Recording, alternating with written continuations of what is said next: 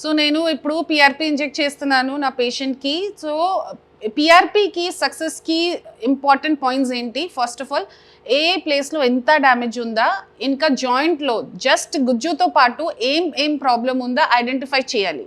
So అల్ట్రాసౌండ్లో నీరుందా లేదా, బర్సా ఉందా లేదా, లిగమెంట్స్లో ఎంత ప్రాబ్లం ఉందా, కార్టిలేజ్ ఎంత లాస్ అయింది, ఏ ప్లేస్లో అరుగుదల స్టార్ట్ అయింది అన్నీ చూసిన తర్వాత ఇది ఒక పాయింట్ ఆఫ్ కేర్ అల్ట్రాసౌండ్ చేసిన తర్వాత ఒక ప్రోటోకాల్ ప్రకారం నేను ట్రీట్మెంట్ స్టార్ట్ చేస్తాము.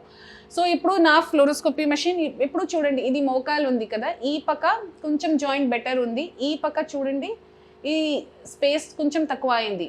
సో దానికి ప్రాపర్ ట్రీట్మెంట్ కోసం నేను ఈ సైడ్ నుంచి నా సూది ద్వారా రక్త కణాలు లోపల ఇంజెక్ట్ చేస్తాము. తర్వాత ఇది కరెక్ట్ నేను లోపల ఉన్నారా లేదా, జాయింట్లో ఉన్నారా లేదా దానికోసం ఒక డై ఇంజెక్ట్ చేస్తాము. డై ఇంజెక్ట్ చేసిన తర్వాత నాకు ఒక ఈ స్ప్రెడ్ ఉంది కదా చూడండి, ఈ స్ప్రెడ్ మీనింగ్ నేను కరెక్ట్గానే గుజ్జు అరుగుదల ప్లేస్లోనే ఉన్నాను. సో ఇప్పుడు రక్త కణాలు ఇంజెక్ట్ చేస్తాము. రక్త కణాలు ఇది పేషెంట్స్ నుంచి 4 to 5 ml నాకు ఇది ఉంది. సో ఈ ఎగ్జాక్ట్ ప్లేస్లోనే ఇంజెక్ట్ చేయాలి, అదర్వైజ్ వేస్ట్ అవుతుంది. తర్వాత ఈ 4-5 mlలో ఎన్ని క్వాంటిటీ ఆఫ్ ప్లేట్లెట్ ఉండాలి, ఏ టైప్ ఆఫ్ గ్రోత్ ఫ్యాక్టర్ ఉండాలి చాలా ఇంపార్టెంట్ ఉంది. సో ఇప్పుడు రీసెర్చ్ ప్రకారం more than 5 billion, more than 7 billion counts ఉండాలి. సో ఇది ప్రిపరేషన్ ఆఫ్ పిఆర్పి కూడా ఇంపార్టెంట్ ఉంది.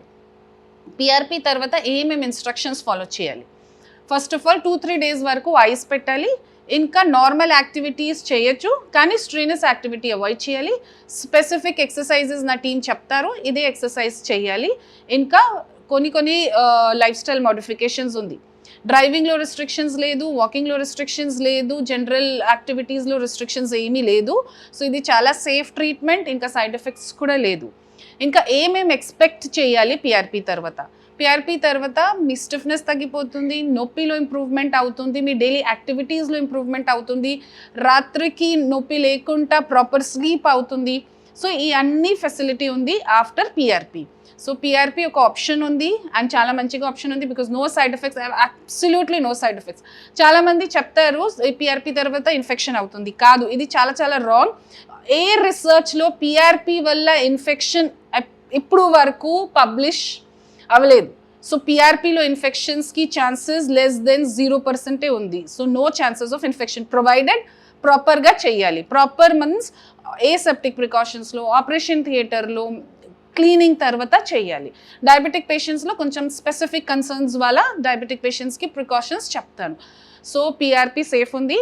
అండ్ షుగర్ పేషెంట్స్కి, కిడ్నీ పేషెంట్స్కి, కొలెస్ట్రాల్ పేషెంట్స్కి, హార్ట్ పేషెంట్స్కి, స్టెంట్ వాళ్ళ పేషెంట్స్కి, డయాలసిస్లో ఉన్న పేషెంట్స్కి కూడా సేఫ్ ఉంది. పిఆర్పి ఇది మంచిగా ఆప్షన్ ఉంది మీ మోకాలి కాదు, షోల్డర్ భుజం ప్రాబ్లం వల్లకి, నరం ప్రాబ్లం వల్లకి, తర్వాత క్రానిక్ డీజనరేటివ్ కండిషన్స్, కొన్నిసార్లు మసిల్ ప్రాబ్లం, కండరాలు ప్రాబ్లం వల్లకి కూడా ఇది చాలా మంచిగా హెల్ప్ అవుతుంది.